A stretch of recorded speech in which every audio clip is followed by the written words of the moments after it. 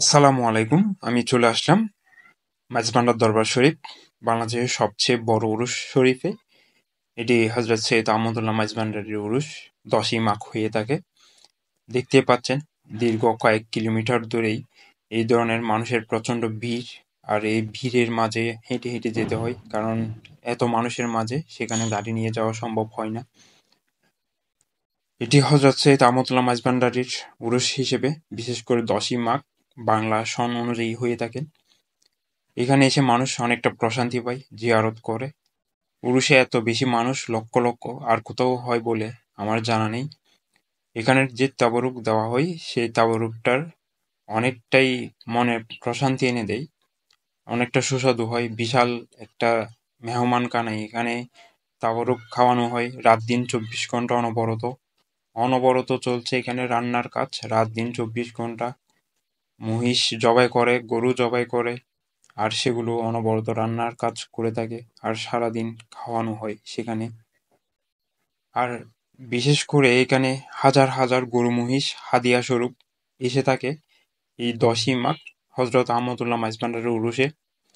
বাংলাদেশের আর কোথাও এইরকম হাজার হাজার গরু মহিষ হাদিয়া স্বরূপ আসে বলে আমার জানা নেই।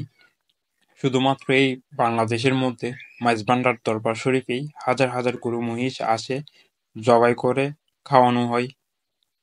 এই যে এতগুলো হাদিয়া কেন দিয়ে যায় মানুষ, সেটা যারা দেয় তারাই ভালোই জানে।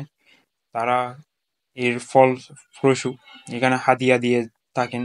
এই দিনটাতে মানুষের মান্যত থাকে, সেই মান্যতগুলো তারা পূরণও করে। আরেকটা বিষয় এখানে যেটা, সেটা হচ্ছে প্রচণ্ড ভিড় থাকে এই রাস্তাগুলোতে। হেঁটে একদিক থেকে অন্য দিক থেকে যাওয়ার পথটা অনেকটা কষ্টসাধ্য হয়ে পড়ে। এরপর এইখানে বিশাল একটি গ্রাম্য মেলাও বসে থাকে এই মাইজভান্ডার উরুস শরীফ উপলক্ষে। এই গ্রাম্য মেলায় প্রধানত বিভিন্ন খাবার জিনিস বেশি দেখা যায়।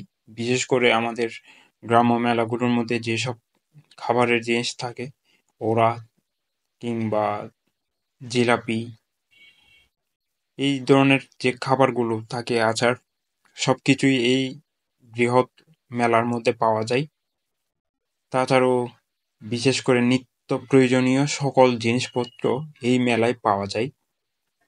গ্রামের মানুষের কাছে প্রয়োজন হয় যেগুলো নিত্য প্রয়োজন, সেগুলো কিন্তু এখানে পাওয়া যায়, অন্য কোনো মেলায় তা সচরাচর দেখা যায় না বা পাওয়া যায় না, যা এই মেলায় পাওয়া যায়। আপনারা দেখতেই পাচ্ছেন গ্রামীণ মানুষ যেসব জিনিস ব্যবহার করে সেসব জিনিস এই মেলার মধ্যে অনেক উঠেছে এবং বিক্রি হচ্ছে। এই যে মানুষের একটা আনন্দ, এই আনন্দ কিংবা মানুষের উরুস উপলক্ষে যে বিশেষত্ব, সেটা পূরণের পাশাপাশি তারা মেলা উপভোগ করে থাকে। বাচ্চাদের জন্য বিশেষ জোনও রয়েছে, বাচ্চারা বিভিন্ন খেলাধুলা করে। এছাড়াও আরেকটা দৃশ্য কখনো এড়ানো যায় না, সেটা হচ্ছে মাঝভান্ডার যাওয়ার পথে দুই পাশেই মোলা, যেটা ভান্ডারি মোলা নামে ইদানিং বেশ পরিচিত। এই ভান্ডারি মোলাটা মূলত জাপানি বীজ, জাপানি মোলা। মাইজভান্ডার দরবার উপলক্ষে লক্ষ লক্ষ মানুষ এখানে আসে বিদায় চাষিরা এই মেলাকে বা উরুসকে টার্গেট করে তারা চাষ করে থাকে, যাতে তারা এই উরুসের মধ্যে তাদের মূলাগুলা বিক্রি করতে পারে। সেজন্য তারা কিন্তু আগে থেকে প্রস্তুতি নিয়ে রাখে। যার ফলপ্রসূ এখানে মূলা দেখা যাচ্ছে প্রায় 10-15 কেজি ওজনের এক একটা মূলা। মানুষ দেখতে ভালো লাগে বিদায় যাওয়ার সময় কেউ হাতে কেউ কাঁধে এভাবে নিয়ে যায়। মাঝভান্ডার একটা প্রশান্তিময় স্থান, এক্সপ্লোর করতে থাকলে এটা শেষ হবে না।